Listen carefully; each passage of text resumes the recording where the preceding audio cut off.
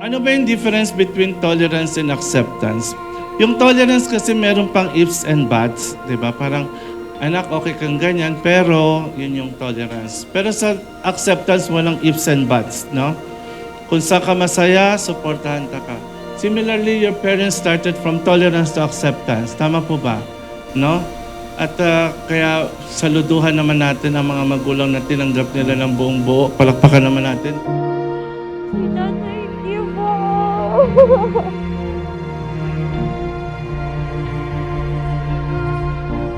Nung first time na mag-meet, sobrang shy ko talaga. Kasi after ng parang long-term relationship din kasi yung previous ko. So, parang babalik ulit ako from the start na mag-get to know ulit. So, sobrang hindi ko na alam kung paano siya gawin. So, sobrang hindi ko na maalala kung paano mag-flirt. Yung roommate ko yung kumausap kay Abby at hindi ako nagsasalita. Tapos parang tinanong ako ng roommate ko, gusto mo ba talaga to?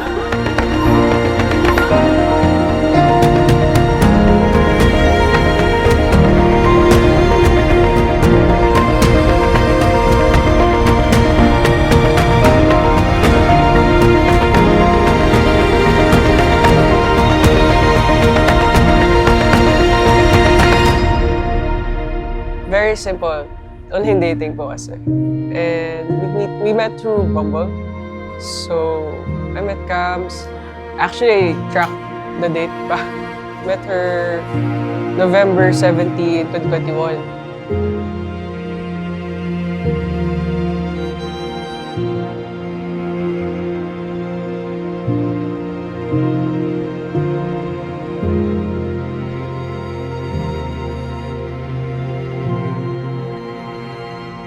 Pwede ko ba sabihin? Yung before kasi, yung car niya, na kung saan kami, na-accident kasi kami. Aksidente kami, nabangga kami. Tapos, parang, na-feel namin na, hindi kami, parang hindi namin iniwan yung isa't isa. As in, sinamahan ko siya hanggang madaling araw kasi, hanggang umaga actually, kasi tinulungan pa namin yung tumama sa aming nakamotor. So, parang, ayun, ganun ka-committed na kahit sobrang dangerous, sobrang scary nung nangyari, hindi mo siya iniwanan. I am listening, you are the voice whispering in my head, shining through the bells steady ringing, the words Take ko na lang din yung opportunity na to. Thank you for taking care of Madam nung nagkasakit siya. Nung emergency na wala ako. So yun, sobrang na-appreciate ko yun. Sa mga times na nakakabisita ako sa bahay nila or like may mga times din na nakakastay ako sa nila, lagi silang maalaga if like may kailangan yung aso or may papalinis, gano'n. Kasi may times din na nakakalinis din ako ng bahay nila. Dun sa sa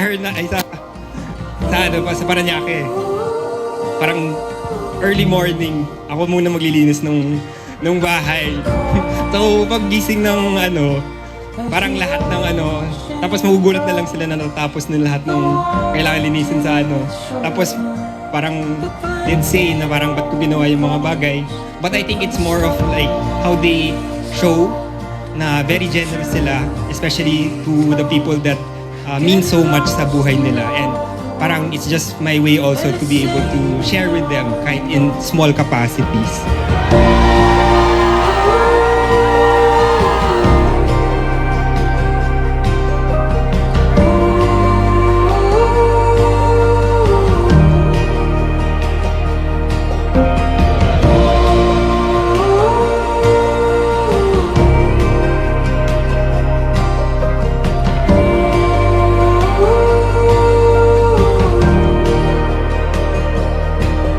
what's in my head, falling free like a simple song by ecstasy. It won't let up, on and on, a familiar sound calling. Very special tong place na to sa amin kasi doon kami nag-first date sa may overlooking with beers lang from 7-Eleven. Tapos nuggets lang ng McDo. Tapos, every time na parang need namin ng breather, dito kami sa Marigman Road pumupunta para mag-freshen up or alam mo yun, mag-think clearly. Ayun, parang naging na namin siya. Safe space yung Marigman Road. So, naghanap kami ng venue na here malapit. Connectedness, importante yan. Ano kang tawagan ninyo sa isa't isa? Buko pandan, mga ganon? Honey, babe, ano? Ano, tita? Babe, honey. Oh, mabuti naman yan. Babe, honey. Kala ko yung iba'y, hoy. Kinakabahan ako, babe. Love you. Love you, babe. Love you, sabi ko. Sabi ko love you, babe. Laksan mo! Love you, babe. Ang sweet, no?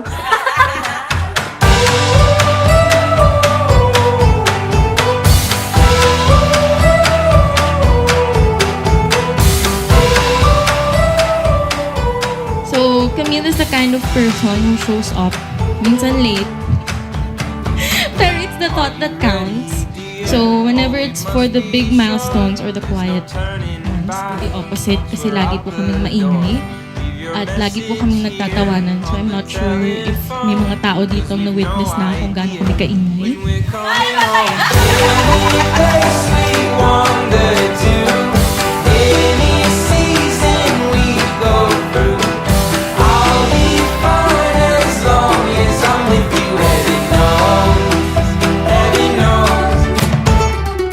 Isa ko pong bridesmaid is roommate ko siya nun. Tapos sabi ng roommate ko, papuntahin na lang siya sa apartment namin para safe.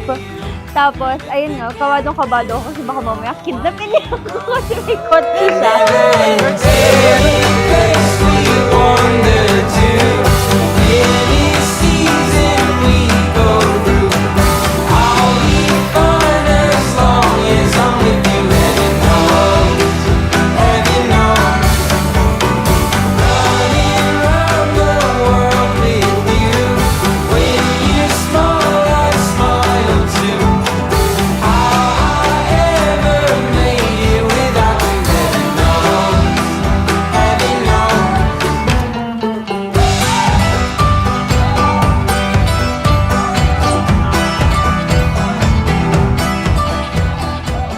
After ata nung incident na yun, tinanong niya na ako na maging girlfriend niya. Hanggang sa the rest is history.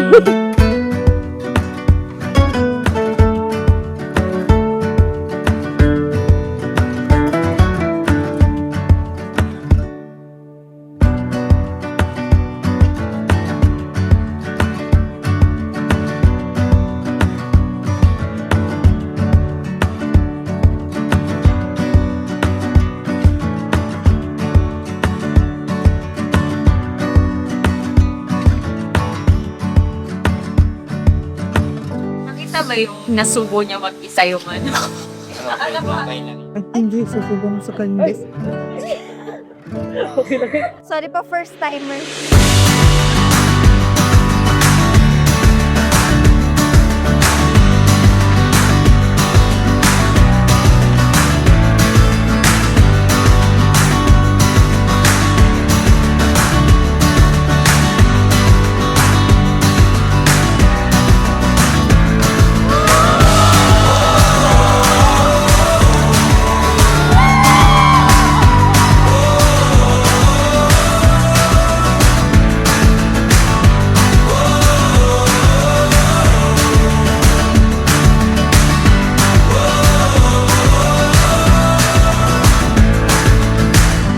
From that moment on, you became my safe place.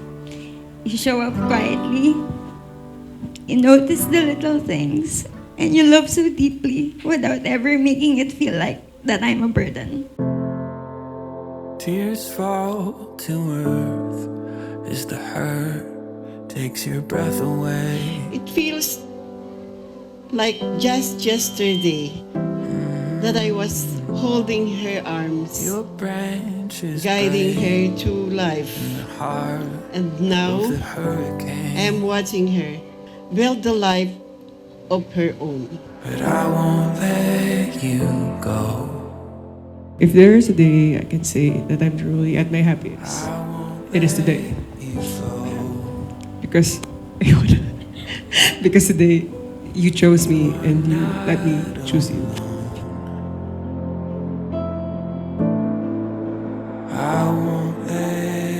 Salamat sa pagdalo nyo sa pinakamahalagang araw ngayon. Ako sa pamilya ni Abby at sa mga kaibigan at kapatid ni Abby, sa mga kaklase ni Camille at katrabaho ni Abby. Salamat po sa inyo. Wala akong masasabi kundi ang mag-ingat, magpasalamat sa Diyos, na maging malakas kayo sa araw-araw at habaan ng pasensya at pangunawa sa isa't isa. And I won't let you go.